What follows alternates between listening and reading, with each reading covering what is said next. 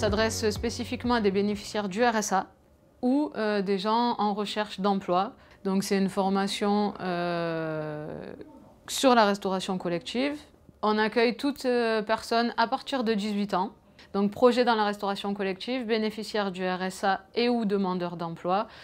Ça fait 6 ans là, que cette formation existe. Sur ces 4 mois, il y a une partie théorique où on leur apprend tout le vocabulaire de la cuisine, qui est important.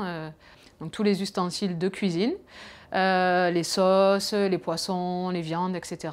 Toute cette partie-là, ensuite, il y a une partie microbiologie, donc pour le passage du HACCP. C'est un certificat qui dit qu'on connaît toutes les normes d'hygiène dans la cuisine. Voilà, par exemple, quand un plat sort du four, combien de temps après on peut le mettre au frigo ou congelé, qu'on ne laisse pas de la viande, par exemple, ou tout autre aliment à l'air libre parce que les microbes, les bactéries se multiplient, se développent, etc. Donc les stagiaires partent 1 mois en stage et ensuite, après leur stage, 1 mois en plateau technique, donc dans une cuisine où là, ils vont mettre en pratique toute la partie théorique qu'ils ont appris précédemment. C'est vraiment une partie pratique, puisqu'on sait que la pratique, c'est plus intéressant que la théorie pour tout le monde.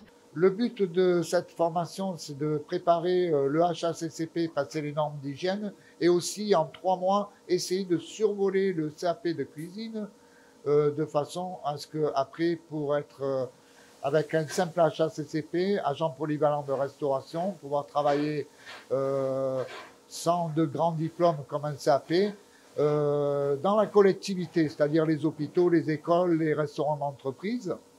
Le but du jeu, c'est les normes HACCP, survoler le CAP de cuisine et surtout donner goût et donner l'envie de travailler dans ce métier, qui est un métier assez difficile.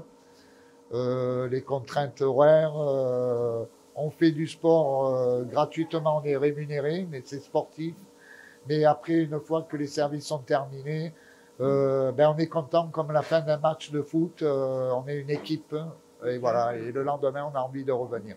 Tout au long de la formation, il y a des cours d'informatique, donc pour apprendre à faire un CV, une lettre de motivation, aller sur son espace Pôle emploi, mettre son CV sur Pôle emploi, rechercher des offres.